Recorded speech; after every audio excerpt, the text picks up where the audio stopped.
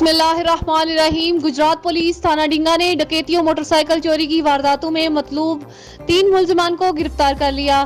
4 अदद मोटरसाइकिल बरामद। तफसीलात के मुताबिक डीपीओ उमर सलामत ने खारिया सर्कल में डकैतियों मोटरसाइकिल चोरी की वारदातों में मुलविस मुतहरिक गैंग की गिरफ्तारी के लिए डीएसपी खारिया सर्कल इफ्तिखार अहमद की जेर निगरानी एसएचओ थाना डींगा, इंस्पेक्टर लायाकत हुसैन, एएसआई इंतसार हुसैन और दीगर पुलिस मुलाजमीन पर मुश्तमिल खुसूसी टीम तश्कील दी, जिन्होंने जदीद टेक्नोलॉजी और पेशा वराना महारत को बरोकार लाकर डकैतियों मोटरसाइकिल चोरी की वारदातें करने वाला 3 रुकनी गैंग गिरफ्तार कर लिया।